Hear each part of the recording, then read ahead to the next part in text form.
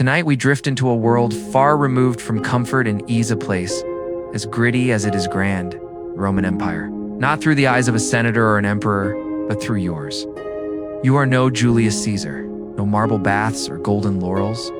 Tonight, you wake as an ordinary person, dropped unprepared into the daily grind of ancient Rome. Before you settle in, take a moment to breathe. Let the day fade, dim your lights, turn on a soft fan, and allow yourself to drift into this gritty tale of survival and resilience. You open your eyes to the sound of yelling chickens and a baby crying somewhere nearby. Welcome to a Roman Insulon, ancient apartment block. Think of it as a fragile, leaning tower of questionable construction, held together by prayer and sheer necessity. You live on the third or fourth floor, which means you're poor, and statistically, more likely to have your ceiling collapse if someone spills olive oil above you. Your room is tiny, stone walls that sweat in the summer and freeze in the winter. No window, just a small opening for air, smoke, and the occasional pigeon. Your mattress is straw, your blanket smells of damp wool and yesterday's regrets. There's no kitchen cooking, is forbidden indoors to prevent fires, your few belongings. Include a clay cup, a worn tunic, and maybe a wooden comb if you're lucky. There's no toilet either, not in your room, not in your building.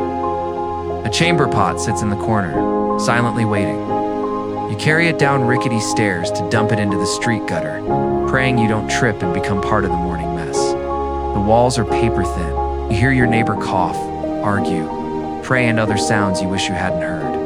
The air is thick with smoke, mildew, and the scent of too many people in too little space. Someone is baking bread downstairs, but that bread isn't for you. Street vendors shout prices for figs and fish guts. A centurion barks orders in the distance, and you, still groggy and itchy, inhale the dusty, lead-tainted air of your new day. You're not a gladiator. You're not an aristocrat. You are a working soul in Rome, just trying to avoid falling down the stairs or upsetting a city. God before noon. After surviving the crooked descent from your insula, you address the next urgent matter. Nature calls. There are no bathrooms, no sinks, and no privacy. You shuffle along the street, chamber pot in one hand, modesty in the other, toward the nearest latrina. It's a public restroom in name only. Think long stone bench, holes cut into it, and a shallow trough beneath that carries away the city's shame. No stalls, no doors. You sit and hope your neighbor doesn't strike up a conversation. It's a bizarre mix of town square and public humiliation. The businessmen debate grain prices while squatting. Soldier laments his aching knees. And across from you, a man munches olives without breaking eye contact. Then comes the final trial. The tersorium, a communal sponge on a stick. Dipped in vinegar or salt water, it's used by everyone. If you're lucky, you brought your own rag. Not, you do what must be done and carry the quiet shame. Hand washing, not quite. Rinse in a communal. Basin must suffice. There's no soap, no running water, it's just the memory of cleaner days. You leave the latrina lighter in body and heavier in soul, but you're still standing. Time for breakfast, it can be called that. Roman breakfast, or yantaculum, is simple and sad, stale bread and watered down wine. If you're fortunate, maybe some cheese or olives, but mostly just dry carbs and ancient disappointment. Forget coffee, forget eggs, forget satisfaction. You eat your meal on the street, standing beside a fountain. The bread is hard as limestone, the wine too thin to numb you. If you have a dab of fermented fish sauce, you've added aromatic misery to your morning. May pass with hot fritters and honeyed treats, but your coin pouch is light. You chew slowly, imagining it's cake, and with that, it begins. The Roman workday. You're no senator, no poet with a patron. You are a laborer, a porter, a cleaner. This day, just like yesterday, is going to demand everything you have left. Sleep now, and let this harsh world become distant. For a while, Rome never rests. You can close your eyes and let this ancient struggle become just a dream. Your journey continues. This time, as a humble worker in the heart of ancient Rome, it's early, far too early. The sun barely peaks above the rooftops, yet already the foreman is pacing with a stick, shouting in sharp Latin, "You're just one among many." Another hand needed to build Rome's mighty roads, aqueducts, temples, and baths. With nothing but calloused palms and a worn pair of sandals, you begin the day. The tools are simple: splintered wood, heavy bricks, and a rope-bound bucket to draw water from a cistern that smells tired. No gloves, no helmets, just dust, sun, and the silent prayer that today your body won't give out. In this world, a slip could mean a broken back and a forgotten name. If you're not building, you're crafting pots, sandals, tunics, competing in crowded markets where coins are scarce and faces blur. A wealthier man might reject your work simply because he doesn't like your smile. Even educated jobs aren't easy. A teacher, a messenger, an accountant, all run down the same cobbled streets. Sweating in the chaos, ignored by the very people they serve. Women work too. They weave, sell vegetables, raise children, and hold the home together, often while enduring the quiet dangers of childbirth. There's no applause, there's no rest, just survival. Lunchtime may offer a breath of relief, but only if your overseer isn't trying to impress a visiting official. And even then, your meal is modest: bread, a fig, water, if you trust it. By midday, the city stirs with a louder rhythm. The streets are alive, though not in the way poetry might suggest. Livestock, stray dogs, shouting vendors, and sneaky pickpockets all share this maze. Thieves pretend to help elders, then vanish with purses. Children run wild, wagons race past. There are no stop signs in ancient Rome. The road itself, an engineering marvel, is polished with years of footsteps and the waste of thousands. In the middle, the open sewer flows freely. Step wrong, and your sandal is baptized in something best not described: need to cross. There are no rules, only speed, luck, and a sharp elbow from a fishmonger with spoiled eels. Even the air is thick, a tapestry of smoke, incense, and the scent of latrines. Dead animals sometimes remain where they fall. Cloth might be tossed over them, but rarely more. And if you pass a politician's parade or a street brawl, you wait, or you run. Eventually you crave water, something cold, something clean. Rome has aqueducts, marvelous arching wonders that bring mountain springs to the city. But unless you're wealthy enough for your own fountain, you'll queue with hundreds. Public fountains serve as gathering spots, but also as places to wash feet, fill jugs, or bathe crying children. If you truly wish to feel clean, you visit the thermi public baths shared by everyone. The idea is civilized. The reality, less so. Men gather, undressed and unhurried. There's laughter, debate, business deals, all while soaking in reused water, without soap or shame. A man might clean his ears with a twig, while another tries to sell you sandals. The water cycles from one pool to the next, growing cloudy with memory. And beneath the marble and heat lies a silent danger, made in the pipes and the cups. Romans mastered engineering but ignored its poisons. Over time, the side effects whisper through your bones: headaches, weakness, even madness. So you drink wine instead. Water is often unsafe, especially in the poorer parts of town. Wine is diluted, shared even with children, not as indulgence, but necessity. A gentle buzz is better than a violent illness. Evening draws near, and with it, exhaustion. But Rome doesn't rest. Behind every smile is someone enduring something. Pain is constant, comfort rare. Stub your toe, there's no ice, no medicine. Break a bone, wrap it, and keep working. Splinters fester, wounds infect. Surgeries are swift and without mercy. You bite wood, while the healer does what he can. To suffer quietly is Roman virtue. Stoicism reigns, crying is weakness. Real strength is shown by the silence you carry and the poetry you may someday write. And so, as the sky fades to a darker shade of blue, you close your eyes, knowing that here in Rome, every breath is borrowed, and every sunrise a small, aching triumph. Tonight, we drift into a world far removed from comfort and is a place as gritty as it is grand. The Roman Empire, not through the eyes of a senator or an emperor, but through yours. You are no Julius Caesar, no marble baths or golden laurels. Tonight, you wake as an ordinary person, dropped unprepared into the daily grind of ancient Rome. Before you settle in, take a moment to breathe. Let the day fade. Dim your lights, turn on a soft fan, and allow yourself to drift into this gritty tale of survival and resilience. You open your eyes to the sound of yelling chickens and a baby crying somewhere nearby. Welcome to a Roman insolent ancient apartment block. Think of it as a fragile leaning tower of questionable construction, held together by prayer and sheer necessity. You live on the third or fourth floor, which means you're poor and statistically more likely to have your ceiling collapse if someone spills olive oil above you. Your room is tiny. Stone walls that sweat in the summer and freeze in the winter. No window, just a small opening for air, smoke, and the occasional pigeon. Your mattress is straw. Your blanket smells of damp wool and yesterday's regrets.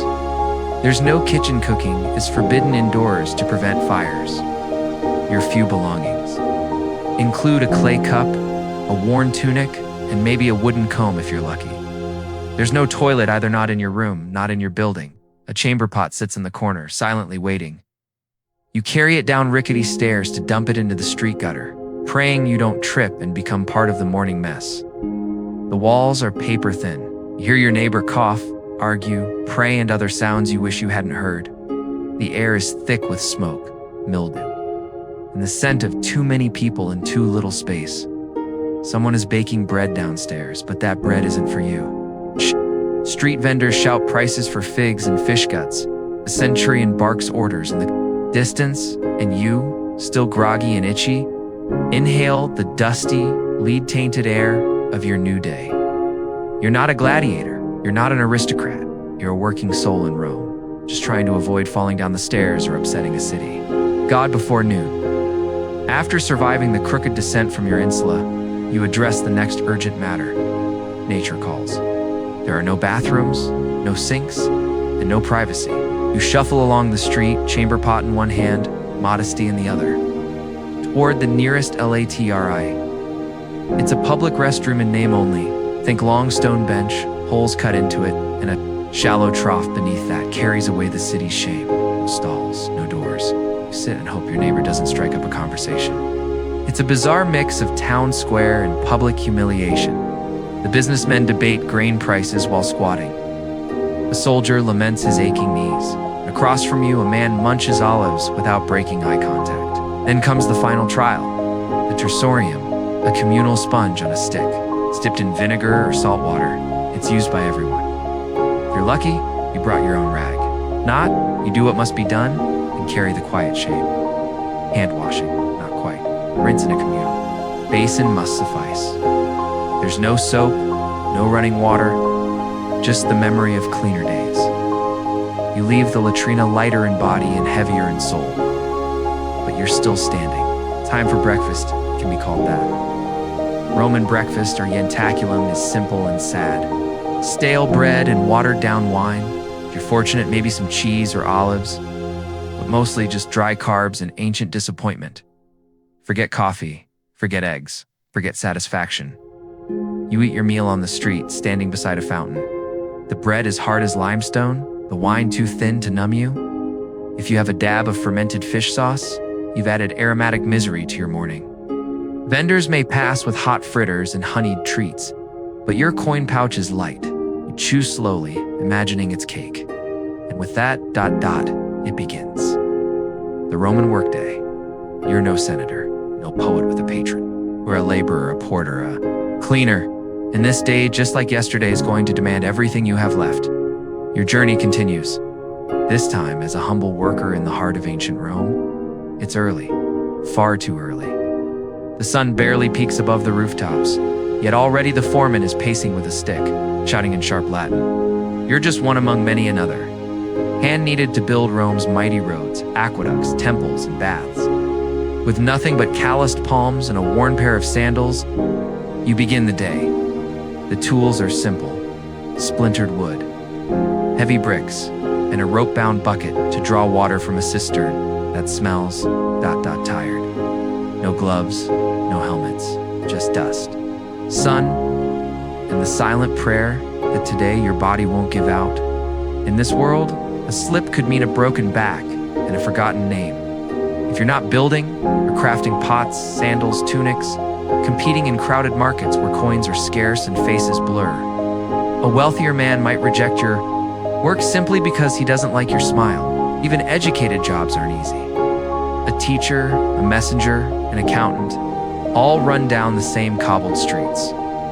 Sweating in the chaos, ignored by the very people they serve, women work too. They weave, sell vegetables, raise children, and hold the home together, often while enduring the quiet dangers of childbirth.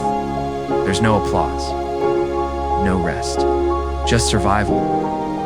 Lunchtime may offer a breath of relief, but only if your overseer isn't trying to impress a visiting official. And even then, your meal is modest: bread, a fig, water if you trust it.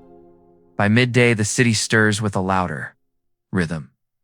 The streets are alive, though not in the way poetry might suggest. Livestock, stray dogs, shouting vendors, and sneaky pickpockets all share this maze. Thieves pretend to help elders, then vanish with purses. Children run wild. Wagons race past. There are no stop signs in ancient Rome. The road itself, an engineering marvel, is polished with years of footsteps and the waste of thousands. In the middle, the open sewer flows freely. Step wrong, and your sandal is baptized in something best not described. Need to cross? There are no rules, only speed, luck, and a sharp elbow from a fishmonger with spoiled eels. Even the air is thick, a tapestry of smoke, incense, and the scent of latrines. Dead animals sometimes remain where they fall. Cloth might be tossed over them, but rarely more. And if you pass a politician's parade or a street brawl, you wait, or you run. Eventually, you crave water, something cold. Something clean. Rome has aqueducts, marvelous arching wonders that bring mountain springs to the city. But unless you're wealthy enough for your own fountain, you'll queue with hundreds. Public fountains serve as gathering spots, but also as places to wash feet, fill jugs, or bathe crying children. If you truly wish to feel clean, you visit the Thermi public baths shared by everyone. The idea is civilized. The reality, less so. Men gather, undressed and unhurried. There's laughter, debate, business deals, all while soaking in reused water, without soap or shame. A man might clean his ears with a twig, while another tries to sell you sandals. The water cycles from one pool to the next, growing cloudy with memory, and beneath the marble and heat lies a silent danger. Lead in the pipes, in the cups. Romans mastered engineering but ignored its poisons. Over time, the side effects whisper through your bones: headaches, weakness, even madness, so you drink wine instead. Water is often unsafe, especially in the poorer parts of town. Wine is diluted, shared even with children, not as indulgence, but necessity. A gentle buzz is better than a violent illness. Evening draws near, and with it, exhaustion. But Rome doesn't rest. Behind every smile is someone enduring something. Pain is constant. Comfort rare. Stub your toe. There's no ice, no medicine. Break a bone, wrap it, and keep working. Splinters fester, wounds infect. Surgeries are swift and without mercy. You bite wood, while the healer does what he can. To suffer quietly is Roman virtue. Stoicism reigns. Crying is weakness. Your strength is shown by the silence you carry and the poetry you may someday write. And so, as the sky fades to a darker shade of blue, you close your eyes, knowing that here in Rome, every breath is borrowed, and every sunrise a small, aching triumph.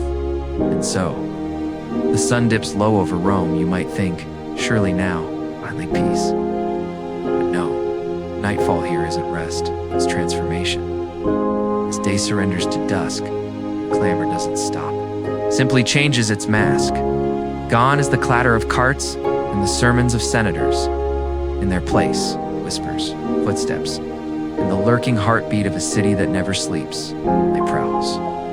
You see, Roman justice is not kind. It is not blind. It sees your tunic, your sandals, your status. And if you lack power or patrons, don't expect fairness. Expect theater. Trials in Rome are public performance. If you're poor, bring your courage and a prayer. If you're rich, bring your entourage, your bribes, and your most dramatic witnesses. Cry on cue, that might help, but real power, that's found in who knows your name and who owes you a favor. Punishment, well, it's meant to be a warning. Thief might lose. His hand, a liar, his tongue, forger, public flogging. And if you dare insult the emperor, it's not prison. It's death, not quiet, not quick, but theatrical, performed before cheering crowds who have seen it all. Crucifixion is common, not rare, not sacred. It's a tool, a message carved into flesh and nailed into history and justice. It has little to do with the law. The laws are recited in forums, etched in stone, but they serve the powerful, not the righteous. And if you're mugged, the vigils might yawn, or they might help mug someone else, for a fee now, Let's talk gods. In Rome, religion is not a sanctuary. It is duty, it is smoke, it is everywhere. You don't choose your gods, they choose you. There is no personal spirituality here. There are rituals, obligations. There's a god for every crack in the pavement, cardia for hinges, closina for sewers, terminus for boundaries. Even Robagus, the god of mildew. And if you pass a shrine without bowing, lighting incense, or whispering a prayer, well, when your roof caves in next month, everyone will nod and say, he forgot Saturnalia. Religious festivals fill the calendar, dozens of them. On those days, business halts, bulls are sacrificed, marble soaks with blood, the air smells like ash and burnt offerings. You go, not out of joy, but fear. Because if the gods aren't pleased, they retaliate with drought, plagues, or spoiled lentils. And then there's emperor worship. The emperor is not merely a man, he is divine. At least that's the story. You are expected to bow at his altar, chant his name, offer your grain at the temple flame. Above all, never ever roll your eyes. If you skip a public offering, you remain silent during the V's. Tail, if you seem too skeptical, you're not just impious, you're suspicious. And in Rome, suspicion spreads like blood in water, and sharks are always nearby. Foreign cults, it's dangerous unless the state says otherwise. Belief doesn't matter here, only the ritual. Do it right, do it in public, and smile while you slaughter the goat. And now, it's a social climb. Let's ascend the Roman ladder at the top, senators. Old money, purple stripes. Land so vast it needs its own postal service next. The equestrians, the business elite, then the plebeians, the working crowd, then freedmen, slaves, and those who insulted a statue by accident. To rise, you need a patron, someone powerful, who protects you in exchange for loyalty, favors, and flattery. Each morning, you visit him, wait in line, praise his toga, compliment his son's rhetoric, beg softly for coin or bread. If he likes you, he may throw you a coin, or let you carry his litter through the forum. Every gesture matters. Your sandals must be tidy, your friends respectable. Never ever show ambition. Ambition makes people anxious. Networking is warfare. Gossip is gold. Wrong word at. A dinner party can end your future. The right marriage can save your entire bloodline, but be careful. One missed offering, one rival's whisper, and you fall. Won't even hear the dagger. The sun sets. Surely things slow down? No, Rome after dark is even darker. There are no streetlights, unless you're rich. And most are not. You stumble home guided by moonlight, memory, and prayer. Trip, They steal your sandals, call for help, no one answers. The vigils are night watchmen in name only. They are underpaid, half asleep, and bribable. They might stop a fire, they might light one. Criminals own the night. Thieves lurk, as gladiators roam, looking for trouble or someone to blame. Then there's fire, roams. Buildings the insulator, wooden towers, held up by hope. Cooking after dark is illegal. Hunger doesn't obey laws. One overturned lamp, and a whole neighborhood burns. The Great Fire of 64 CE didn't start itself, but once it began, it burned with the fury of forgotten gods. If you smell smoke, at midnight, you grab your tunic, your dignity, and run. There are no fire escapes, no alarms. It's just stairs that creak with menace and a prayer to Mercury.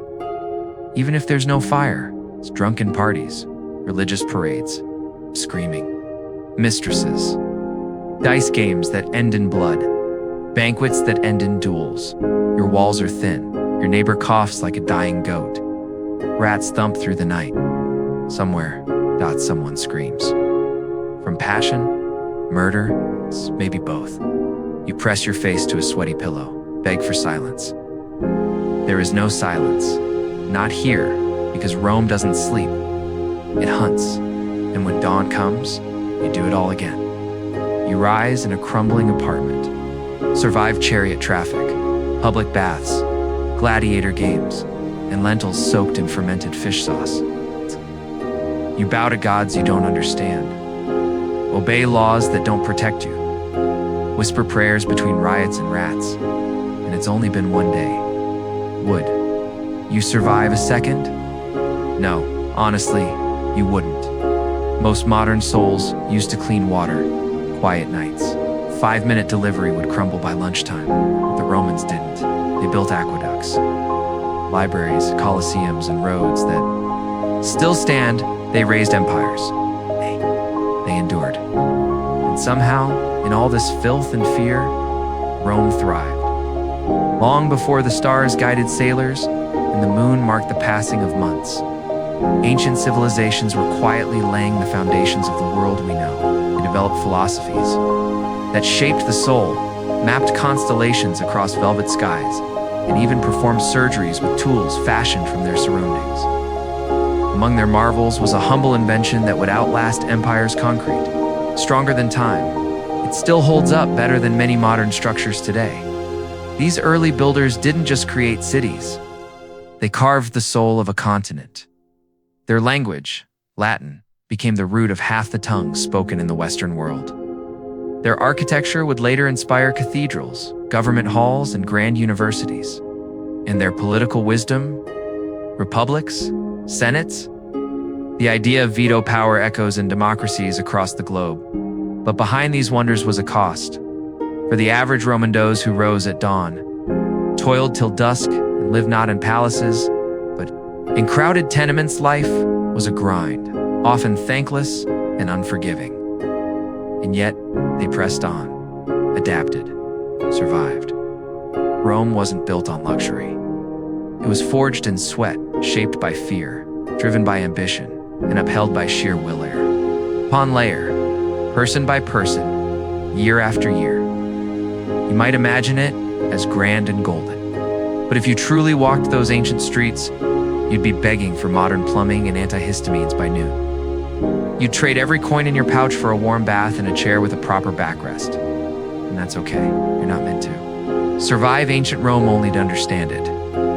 To know that someone, somewhere, once endured all of that, so that you could sit here tonight, safe, clean, perhaps a little humbled. Now, drift deeper with me. Imagine you're not in Rome anymore, standing within the rising power of the East Kingdom, known as Parthia. It's the 2nd century, BCE, and in this land, history isn't written only by kings. Enter Rhodogon, princess by birth, but a warrior by spirit. She was no pampered royal raised on pearls and poems. Rhodogon was born into a world where family strategy mattered more than family dinners. Her father, Mithridates II, had turned a minor kingdom into a sprawling empire, one that would one day clash with mighty Rome. But with growth comes rebellion. Betrayal and borderlands, always on fire as a child. Radagon likely watched commanders sketching battle plans in the dirt, palace advisors whispering of alliances and treachery. She didn't grow up with just silken ceremony. She learned the art of power, the patience of diplomacy, sharpness of command, and how to wear armor that didn't clash with her earrings. Parthian noblewomen were no strangers to power. Some ruled cities, others forged dynasties. But Radagonshi would become a legend, not for the man she married, for the war she won. One day a rebellion flared in the empire's western heartlands. Not just peasants this time. These were aristocrats, military leaders, whole cities turning against the crown. A normal king might send a distant cousin with too much pride and too little experience. But this wasn't a normal time. Radagon stepped forward. She didn't just command from a distance. She saddled her horse, fastened her armor, and vowed before the court she would not wash or tend to her hair until the rebellion was crushed. It wasn't vanity, it was symbolism. A living pledge. Her tangled, dust-covered hair would mirror the struggle of her people. Every strand would remind her soldiers were still fighting. They followed her, not as a figurehead, but as a leader. As weeks turned to months, her hair grew into a banner of defiance. Enemies whispered legends. They called her the Witch Queen, not for spells, but because no noblewoman should ride into battle unwashed and unbent for so long. Surely something supernatural must be driving her. But Noet was only resolve. She didn't sit in ivory towers. She led raids, planned ambushes, rode at the front lines. She slept in tents with her soldiers, ate their gritty bread, and inspected their armor at dawn. One by one, the rebel cities fell not just to sword or siege engines, but to something deeper, to a spirit they couldn't break. At last, only one city remained a fortress so proud, its leaders thought they could wait her out. But Radagon was patient.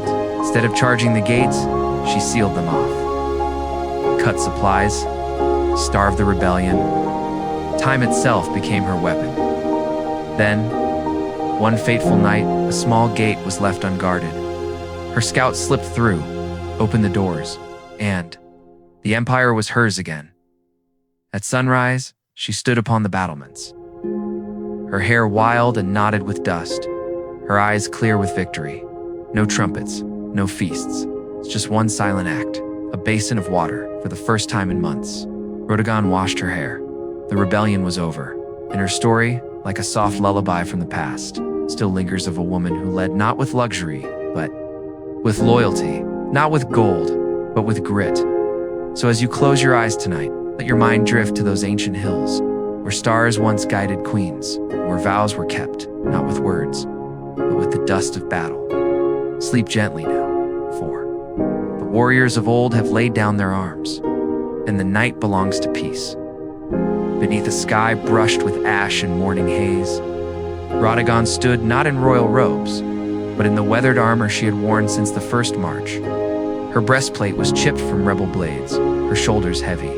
With the weight of countless battles, her hair tangled, matted, and streaked with the grime of war hung like a lion's mane, unruly and magnificent. She looked nothing like a princess, and yet she was more than any crown could ever symbolize. Her campaign was over. City after city had fallen. Oaths once broken had been reclaimed, and now the woman who had once sworn a vow to fight without. Vanity could at last do what no one in the empire had dared to rush her into. She could wash her hair. But this was no private moment. She summoned her attendants not to a palace hall, but to a sunlit public courtyard. She wanted her soldiers, those who had bled beside her, to witness this act. Water basins were filled, oils were warmed. Wooden combs, untouched since the first rebellion, were brought out like sacred relics. Beneath the open sky, the warrior, who had worn dust like a crown, began to cleanse herself of war. Each tangle she brushed away was a city retaken.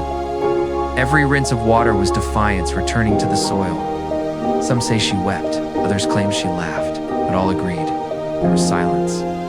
Among the ranks as Radagon emerged from her ritual, Not a princess, not a general, something far more enduring. No crown was placed on her head. She didn't need one. The grime had become her glory. The act of not washing, of bearing hardship without complaint, had turned into a symbol greater than gold. She could have returned to the court in triumph, to feasts and scribes and songs in her honor. But Radagon stayed with her army a little longer. She sat with them. She listened. Her power wasn't in palaces, was in presence. And when she did begin her journey back to the capital, she took the long way. She stopped in every city she had reclaimed, not to boast, but to walk the streets, inspect the defenses, ensure peace had roots, not just ashes. This was more than ritual, it was wisdom. She knew that victory fades, if not remembered. She wanted the empire to recall what strength truly meant, not banners, coins, but leaders who walked with dust on their boots and truth in their eyes. As she moved from town to town, crowds gathered, not to adore a royal figure, but to glimpse the warrior whose silence spoke louder than proclamations. She brought no fear, she brought accountability. She rewarded loyalty, forgave carefully, and always paid from her own war chest. Her legend spread without her lifting a finger. By the time she reached the capital, her return had already become myth.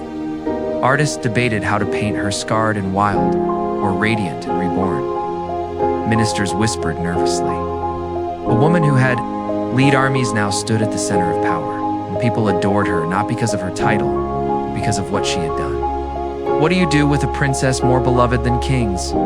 Some wanted her married off, as if that could contain her. Others pushed a poster on distant borders. But Radagon didn't seem interested in titles or thrones. She had made her statement. The battlefield had been her court, the dust, her diadem. In the months that followed, she withdrew from the spotlight. But the spotlight never left her. Poems were penned, statues imagined. Her name whispered like a spell. Not because she demanded it, but because she had earned it in the palace. Her silence was unsettling. She did not seek power, yet her presence shaped decisions. Generals waited for her gaze before acting. Officials paused mid-sentence when she passed. Her quiet was a strategy more commanding than any speech. Some say she used it to manipulate. Others say she simply listened. For the first time in years, she was still, and that stillness echoed louder than any march. Eventually, her name began to fade from formal records. The historians favored kings and dynasties, no tomb or her carved name. No official epic celebrated her vow. But in the corners of the empire, on the roads she had walked, and in the towns she had saved, her memory held fast. Mothers told their daughters about the warrior with tangled hair.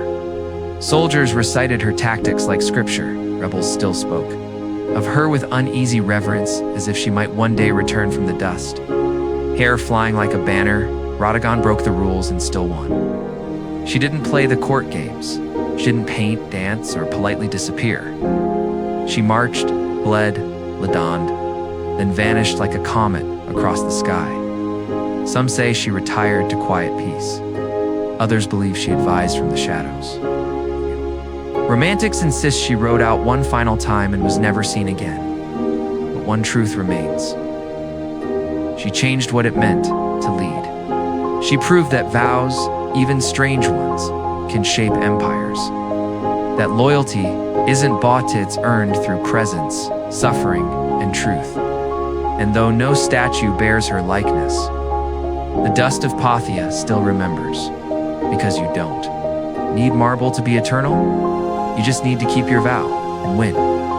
Even today, her story lives on not because it was smooth or glamorous, but because it was tangled, raw, and honest. Like her hair on that final day of triumph, streaked with sweat and dust. In that mess, there was dignity. In her vow, a vision of leadership that outshone any crown. When her warriors looked at her, they didn't see a princess draped in silks. They saw a woman who fought harder than she ever cared to be admired. And that's the part history could never erase. Long after Pathia had crumbled, long after its marble turned to sand, her name would rise again in moments of rebellion. Artists would sketch her silhouette, Writers would chase the outline of her legend. It's a strange vow not to wash until victory might sound strange to some. But for those who've clawed their way through injustice, it makes perfect sense. Radagon was never about beauty. She was about grit. And in the end, it wasn't gold that crowned hurt, it was dust. Dust, the very thing emperors tried to avoid even in death. She wore it like armor. The kings may have forgotten her. The chroniclers may have skipped her name, but the dust remembered. And that's where legends truly live, not in marble, but in the soil. Before empires clashed and rivers ran red, she was just a daughter of the wind. Born of the steppe, where the land stretches endlessly, where the sky feels close enough to touch. She was born into the world of the Massageteers, nomadic horse archers who moved like the wind and fought like fire. Their lives were shaped by survival, by code, by war. We know little of her early years, but we can imagine the rhythm. She would have learned to ride before she could speak, to shoot before she could write. Among her people, girls didn't hide behind vows. They rode, trained, and bled alongside the boys to lead. You had to bleed, and Tamiris, even in her youth, bled for her people. The Massagetes worshipped the sky. They buried their dead with weapons ready to fight in the afterlife. They had no marble temples, no glittering palaces, but they had pride. And when invaders came, they answered not with prayers, but with arrows.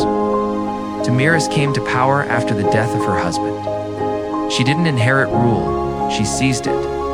In a world where most women were kept silent, she commanded armies, she negotiated with kings, and when they didn't listen, she made them. She wasn't just a queen, she was Shahat, war chief of the steppe. And now, she would face an empire. Far to the south, another power had risen, structured, relentless, and hungry. Cyrus, the great ruler of the Persian Empire, had already conquered Lydia and Babylon. His banners flew over deserts, mountains, and marketplaces. But now, he turned his gaze to the northeast, to the land of the Massagetes. Tamiris' people weren't rich in gold, but they controlled key trade routes, fertile land, and something far more dangerous, pride. Cyrus knew that pride could be bent or broken. But first he tried diplomacy. He offered marriage, royal alliance, a union of empires. But Tamiris saw through it. It wasn't a proposal, it was a takeover in disguise. She declined. That rejection echoed through Persian halls like a slap. And Cyrus, master of strategy, moved to his favorite language, war. He ordered his army to cross the Araxes River, which marked the boundary between the two realms. But Tamiris was ready. She had warned him. Cross the river and you'll regret it. But he crossed anyway. She didn't strike immediately. Instead, she pulled back, letting him enter deeper into unfamiliar land. Cyrus found an abandoned camp, stocked with food and wine. Persian soldiers celebrated. They relaxed. They drank. But it was a trap. That night, her warriors returned with the fury of a storm. The attack was swift, brutal, and personal. The dead was her son Spargapizes, a commander in her army. Some say he was captured and took his own life. Others say he died in the battle. But all agree, when Tamiris heard the news, something inside her broke and turned to stone. She sent another message to Cyrus. This one was not a warning, it was a vow. You thirst for blood, she said. I will give you your fill. And she meant it. As dawn rose across the steppe, her army prepared for vengeance. Their faces painted in ash, their weapons sharpened. Cyrus believed he understood. War. But he didn't understand her. Not yet. He thought they were wild nomads. But they were warriors with discipline, memory, and fury. She didn't fight with chaos. She fought with precision. Her cavalry swept the plains like waves of knives. Arrows rained, axes clashed. Persian lines broke, and Cyrus, the conqueror of Babylon, the builder of an empire, fell. Some say he died in battle. Others say he was captured. But all stories agree, he died on her terms. And what came next? That has become legend. Tamiris found his body, severed his head, and in a final act of revenge, placed it in a wineskin filled "With blood, drink your fill," she whispered, "of the blood you so craved." Was it true? Was it symbolic? Maybe both. History heard her. The message was clear. The Steppe Queen had spoken, and the world would never forget her name. She was not meant to be conquered. When the dust finally settled, and the grass drank deep from the blood of empire, Tamiris stood calm, composed and crowned, not with gold, but with grit. She had done. What? No king, no general, no sprawling army before her could? She had brought Cyrus the Great to his end. News of the defeat rippled through the ancient world like thunder over distant mountains.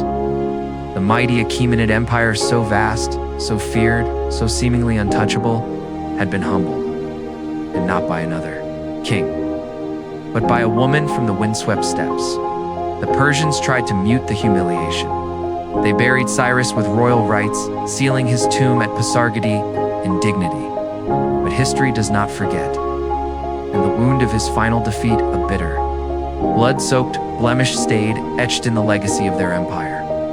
For Tamiris and the Massagetæ, it was more than victory, it was a statement. They had defended their homeland not just with weapons, but with honor. Tamiris had not merely survived an invasion, she had broken it, and then she vanished, as if carried by the wind that raised her. No records remain of her final years, no inscriptions, no monuments, just silence. Perhaps that was her choice to ride back into the horizon, leaving only the echoes of her legend. Over centuries, poets and chroniclers tried to fill in the gaps. Some called her a barbarian queen, others saw her as a wild spirit unbroken by empire. But across Central Asia, her name did not fade. It floated through time like a ghost song, a whispering queen. Of the steppes, riding beneath the stars, sword glinting in moonlight, she inspired paintings, songs, and stories. To the Persians, she was a bitter lesson. To the Greeks, a paradox barbaric yet noble. To her own people, she became folklore, her memory woven into the breath of horses and the clang of battle. In time, her tale transformed. She was a mother, an avenger, a force of nature. Artists imagined her standing tall over the body of Cyrus. Her expression not vengeful but calm, unshaken, triumphant. But beneath every myth lives one undeniable truth: she changed history. Tamiris did not inherit power. She carved it from the dust with blood and fire. For one brief burning moment, the world belonged not to an emperor, but to a queen who dared to defy one. And what we know of her comes not from the people of her land. They left no scrolls, no stone archives, but from a distant voice. Herodotus, a Greek historian, writing nearly a century later, gave her story to the world. His was a tale laced with both fact and fable, a mix of admiration, awe, and warning. He wrote of her unflinching resolve, of the wineskin filled with blood, of the severed head of Cyrus. He made her immortal. Modern historians debate him. Was he biased? Did he exaggerate? Perhaps. But still, through his words, she remained. In his retelling, the queen who rode for vengeance became a symbol greater than empire. She didn't seek fame. She didn't build cities or inscribe laws in gold. Her people were riders of the wind, bound not by walls, but by will. Their memory was firelight and song, not marble or coin. Tamiris, a woman among warriors, stood at the height of steppe tradition where women led, fought, and earned respect, not through birthright, but through fire. She left no palace behind, no empire etched in stone, and yet her name endured. Across centuries, she rose in art, in battle songs, in national memory. From the sands of the Persian Empire to the textbooks of Central Asia, she became not a queen of the past, but a queen. Of spirit, she wasn't gentle. She wasn't tame. She was necessary. Where others ruled with law, she ruled with defiance. She didn't ask history to remember her. She forced it to. And somewhere in the whispering winds of the steppe, her hoofbeats still echo a lullaby of fury, freedom, and unforgettable will. Close your eyes now. Let your mind drift back, far beyond the ticking of clocks and the glow of electric lights. Out. to a time when honey was not just sweetness on the tongue, but something sacred, something whispered by gods. In the heart of ancient Egypt, the hum of bees was a sacred sound. It echoed through temple courtyards and danced along the banks of the Nile. Honey was more than food, it was medicine. It was magic. It was a gift from the gods. The Egyptians built horizontal clay hives, stacked like ancient pipes, lying gently on their sides. These hives weren't placed at random, they moved with the seasons. As the Nile receded and wildflowers bloomed, the hives were carried upstream, like little temples on the move, following nectar like a silent pilgrimage, smoke from hollow reeds or carved stone pipes calmed the bees. No suits, no gloves, just steady hands, brave hearts. In ancient wisdom, they gathered the honey not only for taste, but for healing wounds, treating illness, preserving bodies for the afterlife. Honey was rubbed into skin, swallowed for strength, and offered to Ra, the sun god. For it was said when Ra cried, his tears fell to earth and became bees, tiny golden spirits. Carrying light on their wings, in Egyptian temples, honey was burned in sacred rites. It was poured with wine or mixed with milk. It wasn't merely consumed, it was worshipped. Beeswax. 2 became part of this divine story used in cosmetics, embalming rituals, and even in writing tablets held by scribes.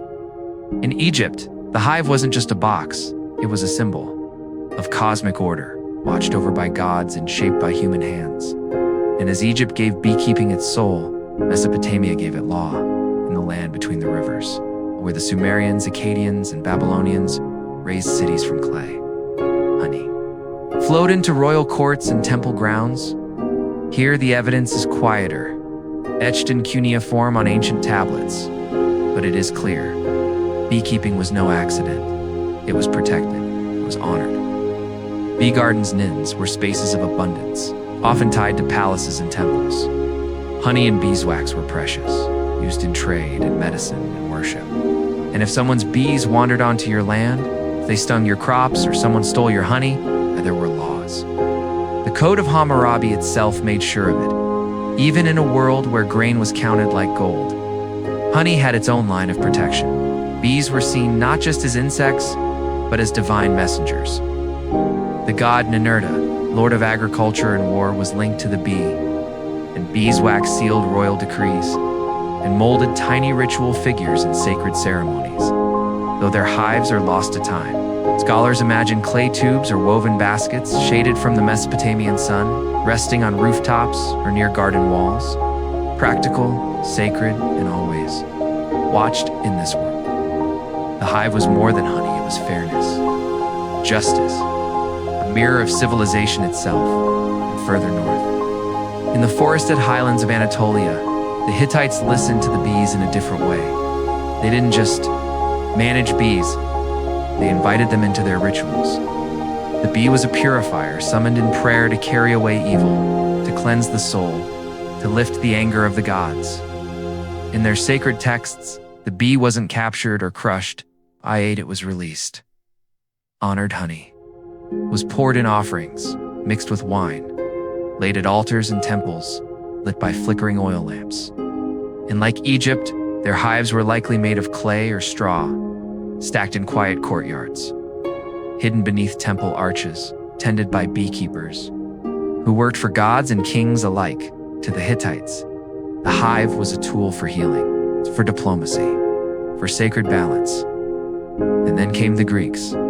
They watched bees with eyes full of wonder, minds sharpened by philosophy. To them, the hive was a living metaphor, a perfect city where every bee had a purpose, and every movement was divine.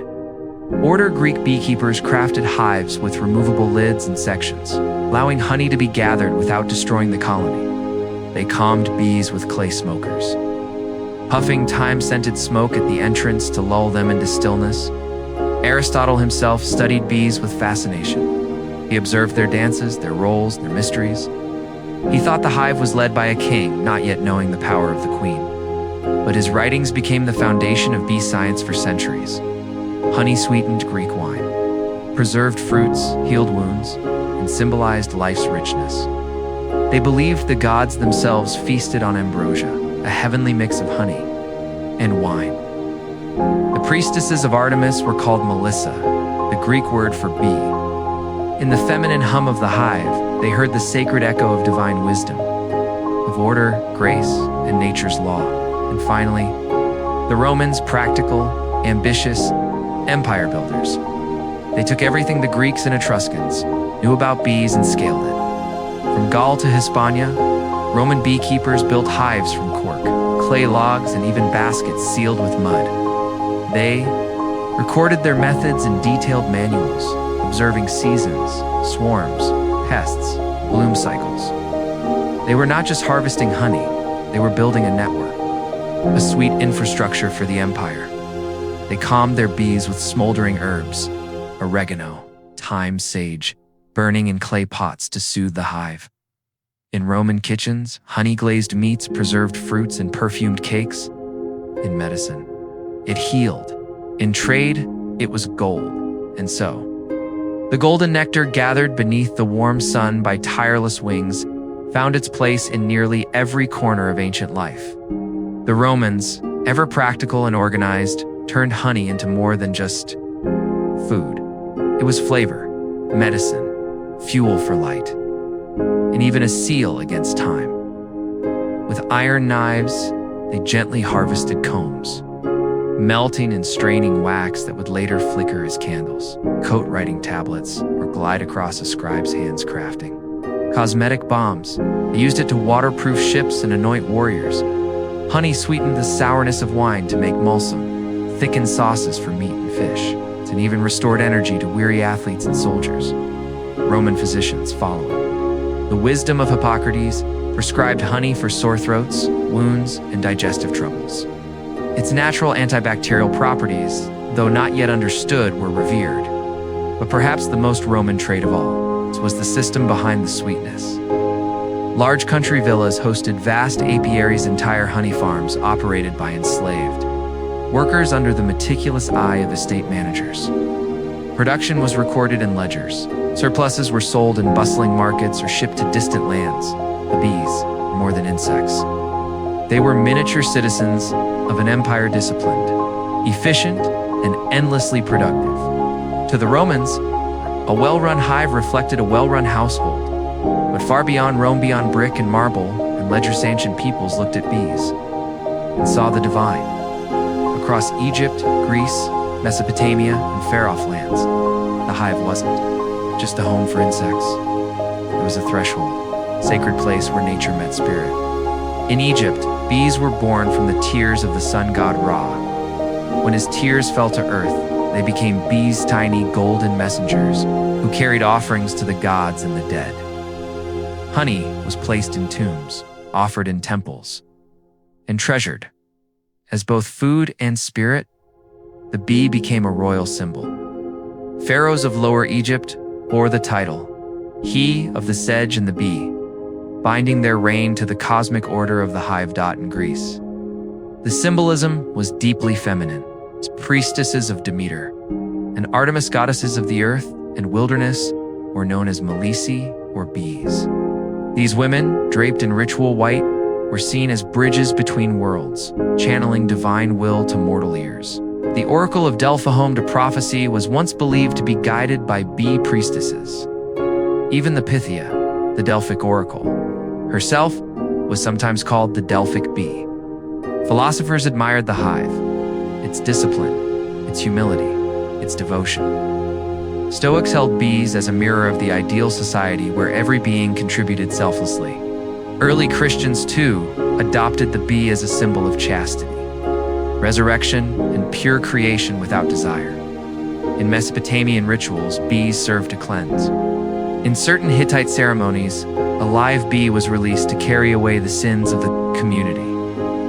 Honey and wax were burned in sacred fires, embedded in spells, used in amulets. The bee wasn't a symbol, it was an active agent of divine healing. And long before scientists discovered bacteria, The ancients already knew honey healed. In ancient Egypt, honey featured in hundreds of remedies. Mixed with milk, figs, garlic, or resins, it cured infections, dressed burns, and soothed fevers. Its natural acidity and gentle hydrogen peroxide effect protected wounds from infection. Greek doctors followed suit. Hippocrates used honey for ulcers and exhaustion, blending it with vinegar to make oxymel, soothing tonic. Olympic athletes drank water sweetened with honey, believing it restored strength faster than wine or even rest in India. Ayurvedic texts called honey madhuend treated it as both sacred and medicinal, was categorized by its taste and source, and used to treat everything from poisoning to coughs.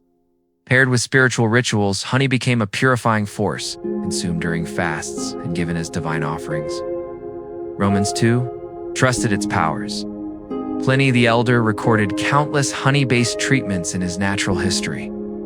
Honey was mixed with poppy juice as a sedative. Surgeons dressed wounds with it. Beeswax soft, durable became the base of ointments, plasters, and even early dental fillings in every corner of the ancient world. Honey was more than sweet. It was sacred. It healed the sick, preserved the dead, symbolized purity, rebirth, and eternal blessing. And those who worked with bees were more than farmers. They were artists, observers, keepers of harmony. The Egyptians crafted long clay tubes for hives, stacked horizontally to mimic natural crevices. Durable and transportable, these hives allowed bees to thrive. The Greeks and Romans refined the craft with woven basket hives and clay vessels with lids, tools that allowed honey to be harvested without destroying the colony. They discovered smoke calmed bees, masking alarm scents and easing the harvest. The Greeks used clay bellows. The Romans burned herbs like thyme and oregano. Even the tools, wooden knives, bronze blades, were designed for gentle handling. There were no suits, no gloves, just understanding, just patience. Beekeepers tracked the seasons, watched swarms, moved hives to follow blossoms. This practice called transhumance became the ancestor of today's migratory beekeeping. Honey was stored in sealed ceramic jars, lasting for centuries. In Egyptian tombs, honey remains unspoiled to this day, and alongside the physical care of bees was a spiritual reverence. Rituals honored the hive. Offerings were made to gods of bees. Songs were sung. Bees were never treated as pests. They were guardians. Tiny, golden, humming miracles. The legacy of ancient beekeeping is vast, from Egypt's clay hives to Rome's market ledgers, from Greece's sacred priestesses to Mesopotamia's bee rituals. The story of honey is also the story of humanity's delicate dance with nature. The ancients didn't just take from the hive. They learned from it. They mirrored its structure, its wisdom, its devotion. And even now, as hives buzz quietly beneath our skies, we remain part of that same thread, reliant on bees, not just for sweetness, but for survival, for healing, and for harmony. So as the night deepens and the world grows still, your thoughts drift like bees through ancient orchards, through temples and gardens, across oceans of time, carrying golden dreams from flower to hive, to heart.